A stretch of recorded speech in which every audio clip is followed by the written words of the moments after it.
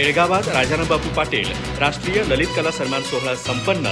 प्राध्यापक सुनीलकुमार लवटे यांना 1 लाख रुपयांचा जीवनगौरव पुरस्कार.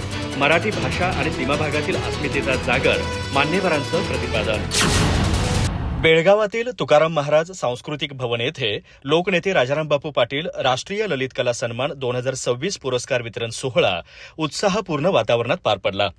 या सोहळ्यात मराठी भाषा, सांस्कृतिक आणि सीमा भागातील अस्मितेचा मुद्दा ठळकपणे पुढे आला. ज्येष्ठ साहित्यिक प्राध्यापक सुनीलकुमार लवटे यांनी बेळगाव हे महाराष्ट्राचे धडधडते हृदय आहे असे स्पष्ट शब्दात सांगत मराठी भाषिकांच्या संघर्षाला सलाम केला.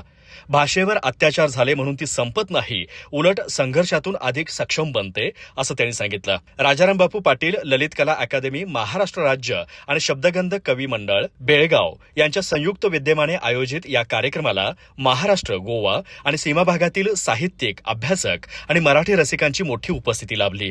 कार्यक्रमाच्या अध्यक्षस्थानी माजी मंत्री तथा आमदार जयंतराव पाटील होते. अध्यक्षीय भाषणात आमदार जयंतराव पाटील यांनी बेळगाव हे महाराष्ट्राचेच असल्याची भावना व्यक्त करत मराठी भाषिक जिथे आहेत तिथे सांस्कृतिक आणि साहित्यिक कार्यक्रम पोहोचले पाहिजेत असं सांगितलं. साहित्य हे समाज परिवर्तनाचं प्रभावी माध्यम असल्याचं त्यांनी नमूद केलं. कार्यक्रमाच्या प्रारंभी लोकनेते राजारामबापू पाटील यांच्या प्रतिमेचं पूजन आणि दीपप्रज्वलन करण्यात आलं. अकादमीचे निमंत्रक प्राध्यापक प्रदीप पाटील आणि शब्दगंध कवी मंडळाचे अध्यक्ष प्राध्यापक अशोक अलगोंडे यांनी प्रास्ताविकातून कार्याचा आढावा घेतला. माजी कुलगुरू डॉक्टर माणिकराव साळुंखे आणि प्राध्यापक अशोक चौसाळकर यांच्या हस्ते पुरस्कारांचे वितरण करण्यात आलं.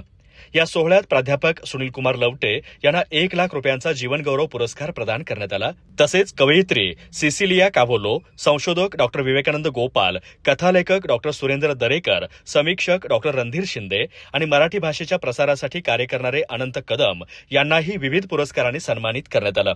माजी कुलगुरू डॉक्टर माणिकराव साळुंखे यांनी समाजासाठी केलेले कार्यच व्यक्तीला मोठेपण देतं असं सांगत राजारामबापू पाटील यांच्या कार्याचा गौरव केला. कार्यक्रमाला मध्यवर्ती महाराष्ट्र एकीकरण समितीचे अध्यक्ष प्रकाश मरगाळे, माजी आमदार मनोहर किनेकर, माजी आमदार दिगंबर पाटील, माजी महापौर मालोजी अष्टेकर, अॅडव्होकेट राजाभाऊ पाटील यांच्यासह विविध क्षेत्रांमधील मान्यवर उपस्थित होते. सूत्रसंचालन अस्मिता देशपांडे यांनी केलं. अधिक माहिती आणि ताज्या घडामोडींसाठी आजच आमचे चॅनल सबस्क्राईब करा.